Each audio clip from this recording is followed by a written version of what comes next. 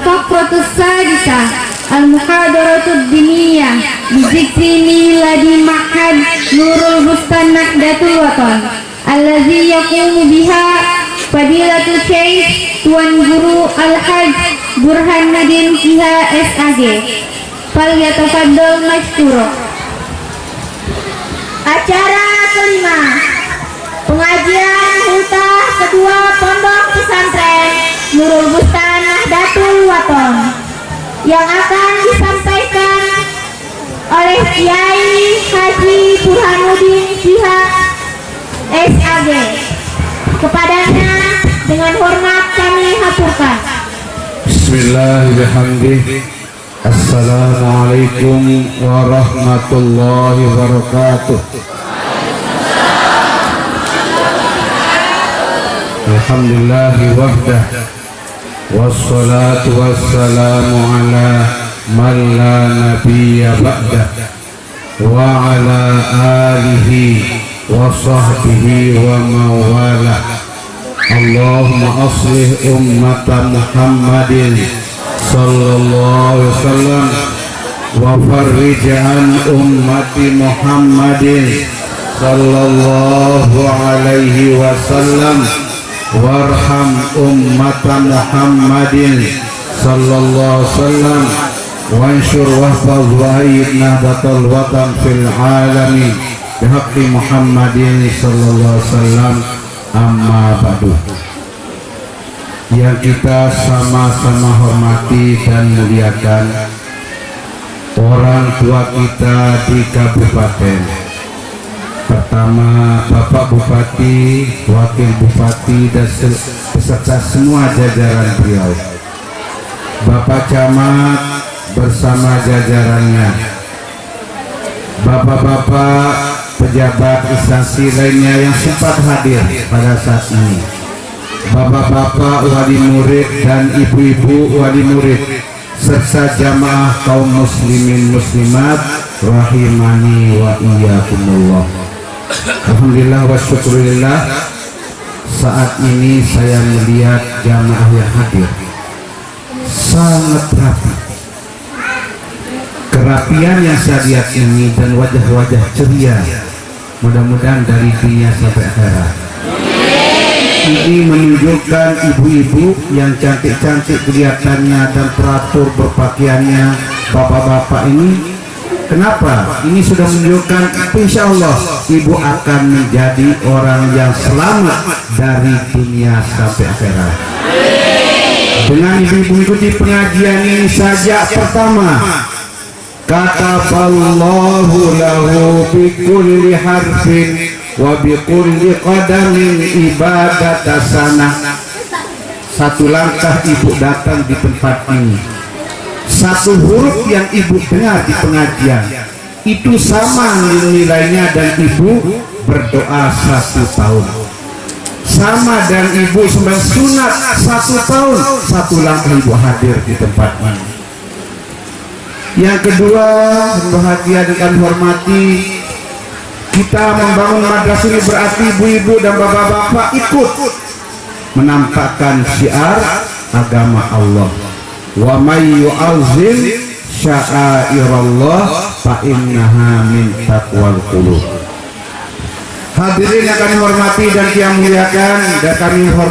kami muliakan, pertama sebagai pemberi pencerahan bukan pengajian dan sebagai pengurus organisasi perlu kami sampaikan kepada bapak-bapak ibu-ibu. Pertama, saat pengajian kami akan sampaikan tugas kita sebagai orang tua. Saya mau tanya bapak-bapak, lelah kita produk anak? Sedikit-dikit. Ibu-ibu lelah kita pelihara anak? Lumayan. Mana lebih lelah ibu dan bapak? Sama-sama. Lebih lelah ibu. Yang namanya ibu ini, dia dari sejak terbit matahari sampai terbenam mata suami baru dia dapat istirahat. pekerjaannya luar biasa, ibu-ibu, luar biasa. Sampai ngurus suami, sampai ngurus dapur, ngurus anak, ya Allah. Saya tidak bayangkan bagaimana lelahnya yang namanya ibu. Pantas kita semua disuruh oleh Rasul, ummuka, ummuka, ummuka, summa abuka. Berbakti kepada ibumu dulu, ibumu, ibumu, baru kepada bapakmu. Memang sangatlah. Bagaimana bapak-bapak sanggup umpamanya menggaya itu hamil selama 9 bulan, sanggup melahirkan, ya Allah. Yang namanya melahirkan itu taruhannya nyawa. Betul ibu-ibu? Berani melahirkan lagi? Di sini uniknya seorang ibu, dia katakan sakit melahirkan namun mau melahirkan lagi. Memang ibu-ibu itu adalah makhluk Allah yang sangat unik, ya. Ibu itu tidak senang kepada kekerasan, tapi senang kepada barang yang keras. Memang itu uniknya ibu-ibu. Sampai pemerintah membuat undang-undang KDRT, yaitu kekerasan dalam rumah tangga, ya Allah, tidak boleh itu. Ya itulah uniknya ibu-ibu. Nah, yang perlu kami sampaikan tugas kita kepada anak kita. Hakul walid liwaladihi, kewajiban orang tua kepada anak. Pertama, ayyuh sinasmahu. Ini harus direnungkan ibu-ibu, bapak-bapak. Pertama, kalau kita dikaruniai Tuhan putra putri, berikanlah nama yang baik-baik. Jangan yang keren, yang baik-baik. Kira-kira dari nama itu akan membawa keberkatan. Ya Zainuddin, ya Abdullah, Abdul Raub dan sebagainya. Sekarang akhir zamannya pokoknya keren. Siapa nama anakmu? Heri. Keren kedengarannya. Tapi di Besara, Heri kapannya? Hirun, kucing. Hirli, kucing. Itu mau punya anak namanya kucing? Jika nanti di padang pasar bapak baju dipanggil Tuhan bapak kucing, itu ibu kucing, kan kita tidak mau. Karena itu kasih nama yang bagus. Khairul asma ma'ubida wa humida. Nama terbaik adalah nama yang dimulai dengan kata Abdun dan Muhammad. Ada sedengar juga ada siapa nama anak ibu sekarang? Antoni. Wah, keren kedengarannya. Namun kalau bahasa Arab Antunu isim tabdil itu gimana apa? Yang paling busuk dan paling baik. Itu nama mohon ibu-ibu, karena dengan nama putra putri bapak yang pertama itulah nama panggilan bapak ibu nanti di hadapan Tuhan tadi pada mahsyar. Ya. Nah ini ya. Tapi jangan sekedar nama dengan nama Nabi kita, putra Nabi kita pertama Abdul Qasim, ya biar dari Al Qasim gitu ya, Abdul Qasim tidak usah. Yang lain kita pakai, yang penting cari nama yang bagus. Kedua, tugas kita seorang tua ada ayu alimahul kita bawal hikmah. Kewajiban kita memberikan pengajaran Al-Quran dan segala tetek bengiknya dan hadis dan segala tetek bengiknya. Wajib orang tua mengajarkan Al-Quran dan hadis kepada anaknya dan ilmu agama lainnya. Saya mau tanya ibu-ibu, bapak-bapak, mampukah kita mengajar kemana kita? Dari segi ilmu alat umpamanya nahu, baik itu dari matan jurmiyahnya, umpamanya sesolidnya, kawakibnya, sarah dahlan, kemudian alfiyah dan sebagainya. Mampu enggak bapak-bapak? Ibu-ibu mampu ngajar kita tadi? Syaratnya ada, fikihnya ada. Itu kewajiban kita sebagai orang tua.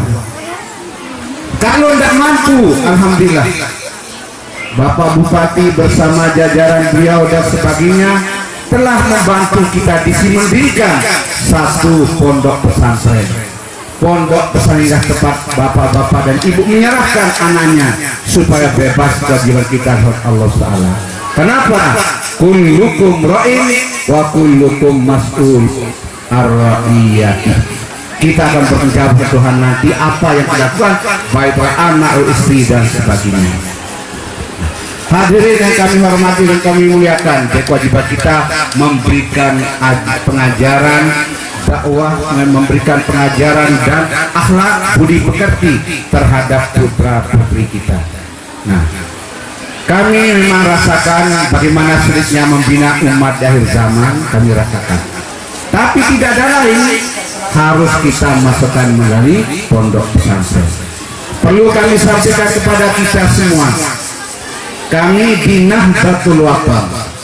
Nahdlatul Wathon itu maknanya membangun tanah air, membangun kampung halaman kita, kecamatan kita, desa kita, kabupaten kita, provinsi kita, dan negara kita.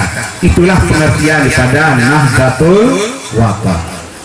Bagaimana caranya ini membangun masyarakat itu? Pertama, melalui pendidikan. Itu sebabnya NU itu bergerak dengan pendidikan agar manusia, warga, masyarakat mempunyai SDM yang bagus. Ini kita membangun madrasah. Dan itu di NW ada kita bangun madrasah untuk jurusan agama, ada sekolah untuk umum. Alhamdulillah kita sudah membangun madrasah mulai dari TK sampai perguruan tinggi. Di NTB kita punya juga jurusan kebidanan. Kita punya jurusan juga apa itu kebidanan perawat, kita punya juga kalau di Nusa Tenggara Barat. Pokoknya semua kita coba bangun. Ya. Alhamdulillah madrasah kita sekarang di Indonesia ini yang kita bina dari Nahdlatul Wathon sudah berjumlah 1.287 madrasah. Kami sudah berkunjung ke Batam, alhamdulillah madrasah kita banyak di situ. Dan santri-santri yang kami bina itu berada di situ juga. Sama dengan pengasuh di sini, keduanya ini adalah santri kami di pondok kami sendiri dan di Anjangan, alhamdulillah. Ya. Kami ke Kalimantan Timur, Kalimantan Barat, Kalimantan Selatan, Sulawesi dan sebagainya sudah ada madrasah kita.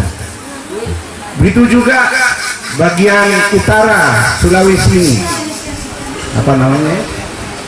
Kabupaten atau provinsi Gorontalo. Kita punya madrasah di situ dulu, bapak-bapak. Dari madrasah inilah bapak-bapak ini mendapat pahala walaupun bapak tidur di rumah. Kenapa? Di situ kita berdoa berizin ada mengatakan wali muhibbihi, kita baca Fatihah untuk orang yang cinta kepada Nahdlatul Wathon dan cinta kepada Bapak Maulana Al-Fatihah, kita bacakan itu. Nah, jadi ini NU itu pertama bergerak di bidang pendidikan, yang kedua di bidang sosial. Dari pengurus besar Nahdlatul Wathon, hasil utama kita bikin program, kita mengurus juga orang-orang yang lanjut usia, LKSA dan sebagainya. Pokoknya orang menderita kita tidak mudah menderita, itu kita urus. Ketiga bidang dakwah, pengajian, alhamdulillah berjalan juga se-Indonesia ini yang diprogramkan oleh Nahdlatul Wathon. Itulah kira-kira gambaran pekerjaan kita di Nahdlatul Wathon. Bagus atau enggak ibu-ibu, bapak-bapak? Madrasah, pendidikan yang kita tangani. Tadi Bapak Bupati sudah ada pernyataan tentang bantuan. Membangun, memberikan bantuan kepada madrasah itu luar biasa. Kalau memberikan bantuan kepada orang fakir miskin yang minta-minta itu, satu kali kita membantu, Allah akan memberikan kita balasan 10 kali. Kalau membantu kepada keluarga tapi agak jauh hubungannya, sekali kita membantu sama Allah memberikan balasan 70 kali. Memberikan bantuan kepada keluarga dekat mertua, ipar dan sebagainya. Satu kali kita membantu kepada keluarga kita itu sama dengan kita membantu orang lain 700 kali. Tapi kalau membantu ke madrasah, lembaga pendidikan, satu kali kita membantu sama dengan kita membantu 1000 kali. 1000 kali. Kalau dari Bupati akan juga 100.000, berarti 100 juta, berarti 100 juta kali 1000, berapa miliar sudah dari segi pahala. Dan Rasulullah SAW menyatakan, man ana talibal ilmi walau bisyurbati ma. Siapa yang membantu lembaga pendidikan, kegiatan pendidikan, sekali dia membantu walaupun harga seteguk air. Paham nama seteguk air? Ini saya minum ini juga ya. Ini seteguk air. Ada orang membantu, orang sedang membangun, Pak Bupati juga, saya kasih 1 botol aqua, baru diminum, bismillah. Seteguk air itu saja sama dengan kita memberikan bantuan renovasi Ka'bah 70 kali. Luar biasa yang namanya pendidikan. Karena itu saya pribadi yang bahagia, karena saya bisik pendidikan juga. Saya lebih senang menangani pendidikan makanya. Tadi kantor beragama hanya 2 minggu masuk kantor, terus bos. Akhirnya itu saya pindah di lembaga pendidikan. Ya di sekolah, akhirnya alhamdulillah sampai saya pensiun juga jadi pendidik. Kenapa? Tadi itu saya ingat sekali. Nah sekarang Pak Bupati dengan segala macam cara, berbagai macam cara juga akan mendapatkan segi-segi jurusan pahala dari Allah Subhanahu wa Ta'ala. Nah ini jadi itulah pekerjaan kita Nahdlatul Watan. Kemudian Nahdlatul Watan punya keyakinan, tekad yang namanya Islam Ahlu Sunnah wal Jamaah. Sama dengan keluarga kita di Nahdlatul Ulama, Khairot, kemudian DDI dan sama itu. Kan kami harapkan warga masyarakat jangan kita kontra dengan beliau-beliau itu. NU adalah saudara kita bersama, sama-sama Ahlu Sunnah Jamaah, Khairot dan sebagainya. Nah, tidak usah kita, mari kita cari titik temu, jangan kita cari titik perbedaan. Nah ya. Kemudian tujuan NU itu adalah li'idillah wal muslimin, untuk menyebarkan agama Allah ini. Ini tujuan kita di Nahdlatul Watan. Misi kita apa? Untuk meningkatkan SDM masyarakat. Melalui apa kita sebagai visi kita, yaitu melalui pendidikan sosial dan dakwah. Inilah yang kita kerjakan di Nahdlatul Watan. NU itu bapak-bapak dan ibu-ibu jangan ragu. NU lahir tahun 1953. Sebelum ada organisasi ini ada suatu lembaga pendidikan untuk orang laki namanya NWDI. Itu tahun 1937. 8 tahun sebelum kita merdeka, Pak Kiai sudah mendirikan lembaga pendidikan untuk merebut kemerdekaan. Mana buktinya? Adik kandung beliau pertama kali ditanam di Makam Pahlawan Selong dalam rangka kita merebut kemerdekaan. Jadi itu tidak ada yang congah-congah pemerintah, tidak ada. Semuanya itu pekerjaannya meningkatkan pendidikan sosial dan dakwah. Pondok pesantren kita tidak ada ceritanya yang akan jadi radikal dan sebagainya. Nah ini kita doakan sebagai terus menerus ya. Nah kemudian apa azas kita? Azas Nahdlatul Watan adalah Pancasila berdasarkan Undang-Undang Nomor 5 Tahun 1945 tentang organisasi kemasyarakatan.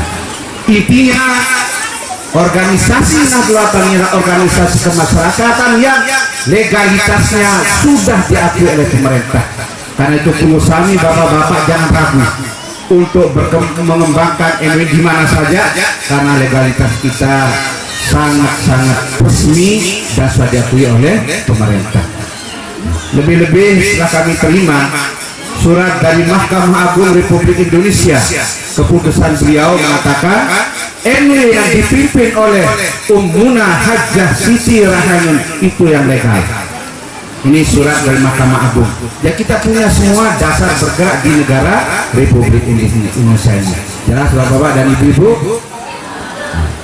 Kemudian yang bahagia, kami sampaikan pula kepada kita semua, siapa pendiri Nahdlatul Wathon? Pendiri Nahdlatul Wathon adalah salah seorang yang istimewa.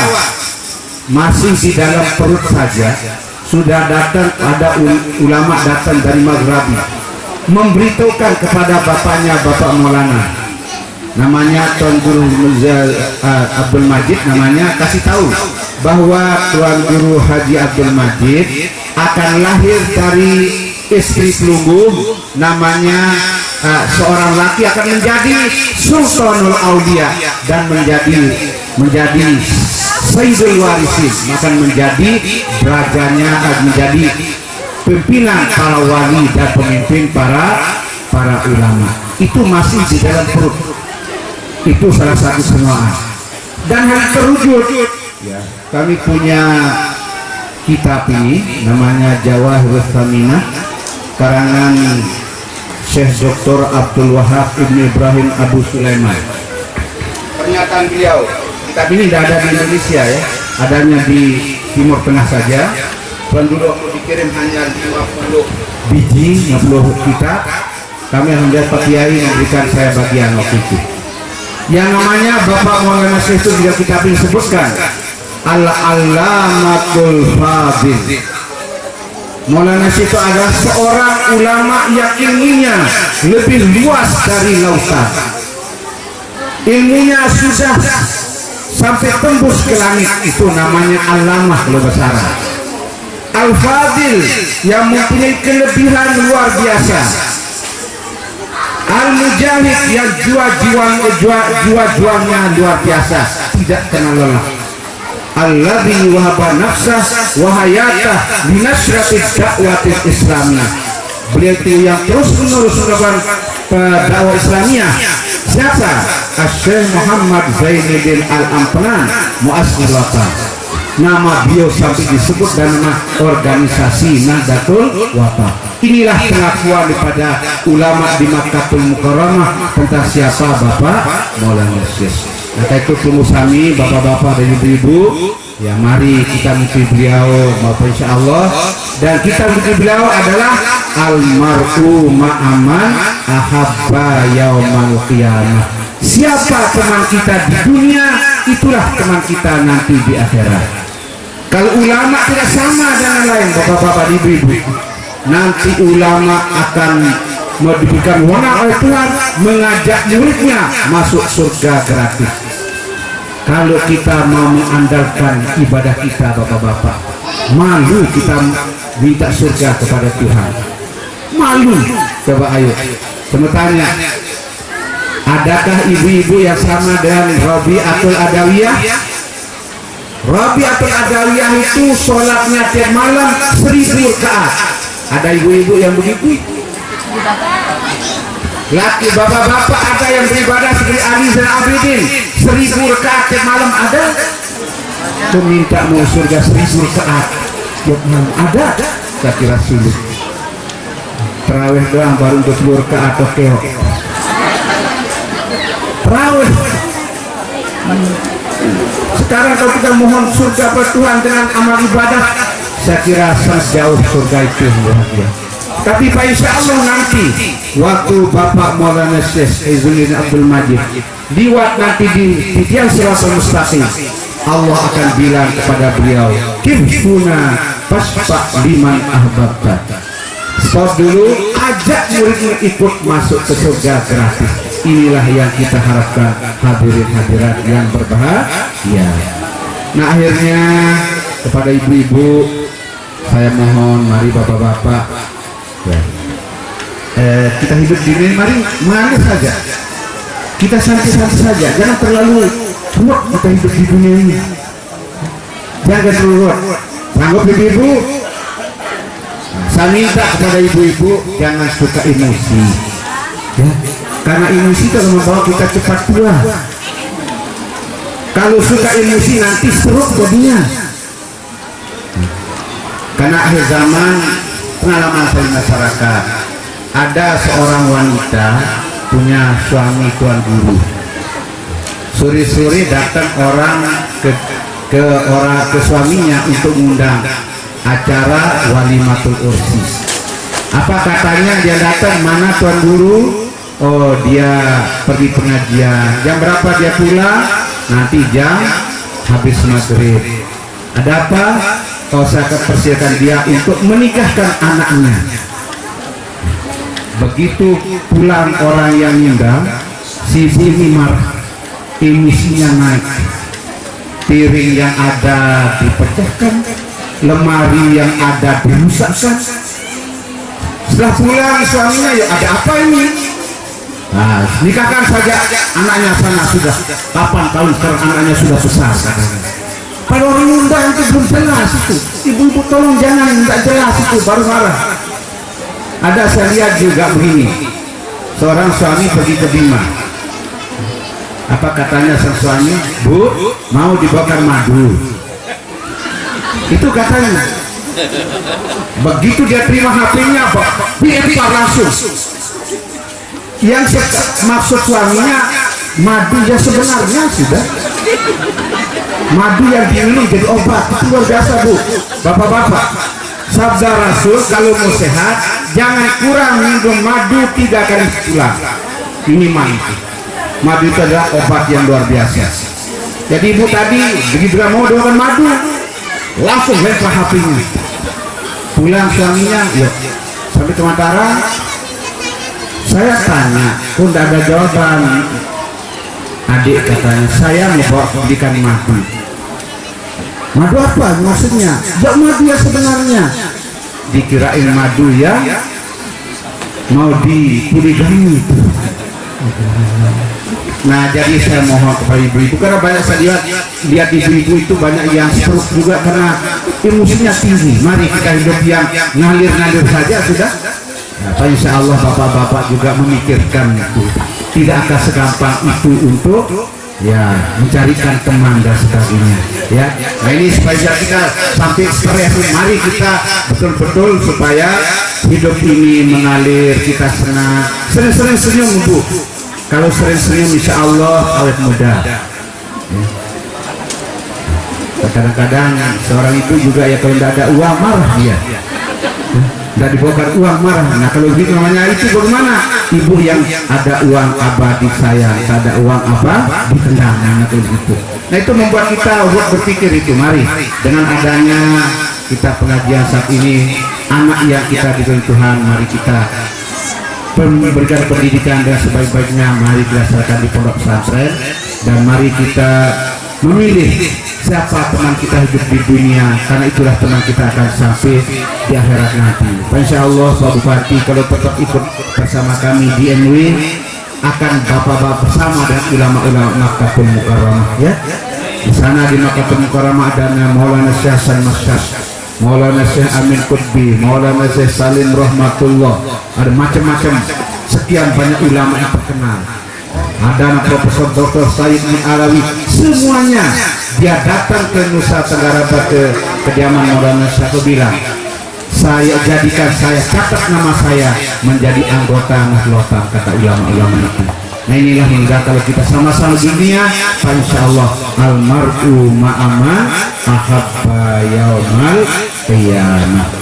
Terakhir kepada kita semua, supaya kita jangan stres terhadap bagaimana perilaku anak kita yang sekarang, mari kita amalkan doa bersama, baca selawat bersama. Apa bunyi doa itu? Gini, Bismillahirrahmanirrahim. Coba. Allahumma sholli ala sayyidina Muhammad sholatan tuwasi'u bihal arzaq wa tuhassinu bihal akhlaq wa ala alihi wa sahbihi wa sallim. Allahumma sholli ala sayyidina Muhammad sholatan tuwasi'u bihal arzaq wa tuhassinu bihal akhlaq wa ala alihi wa sahbihi wa sallim. Jadi doa tadi dibaca 11 kali setelah selesai sholat. Insya Allah kita hidup tenang, akhlak kita semakin bagus, kita semakin tua semakin taat kepada Allah SWT. Ya. Kemudian kalau ada anak kita sudah tidur, bacakan dia 3 kali dulu. Waktu tidur dibantu bacakan 3 kali. Allahumma sholli ala sayyidina Muhammad sholatan tuwasyu bihal arzaq wa tuhassinu bihal akhlaq wa ala alihi wa sahbihi wa sallim. Baca 3 kali tiup. Insya Allah putra putri bapak begini nanti, akhlaknya bagus, tabiatnya bagus, pintar luar biasa. Jangan kita stres karena perilaku pada anak kita. Nah, itu salah satu doa karena kita berasal di akhir zaman ini, berada di zaman. Mari kita baca untuk pribadi kita supaya menjadi mantap, semakin tua kita semakin baik, untuk anak kita supaya menjadi orang yang baik pula. Demikian saja secara singkat apa yang kami sampaikan. Dari kami sudah sampaikan tadi bagaimana NW dan perjuangannya dan tujuan dan sebagainya, ya. Yang jelas NW itu dari sejak belum merdeka merebut kemerdekaan sudah berjuang. Alhamdulillah sampai sekarang ini dengan jasa NW itu Bapak Presiden Republik Indonesia mengakui bahwa pendiri NW adalah menjadi pahlawan nasional. Pahlawan nasional. Itu kemarin saya lihat nomor 1 ditulis oleh Pak Jokowi tentang keberadaan beliau, jasa beliau yang sudah lama berjuang untuk kemajuan negara kita sampai beliau bergelar pahlawan nasional. Mudah-mudahan kita semua selalu mendapatkan lindungan Allah Subhanahu wa taala, selamat dunia akhirat, masuk surga kita, amin ya rabbal alamin. Wallahu muwaffiq wal hadi ila siratal. Wassalamualaikum warahmatullahi wabarakatuh. Waalaikumsalam.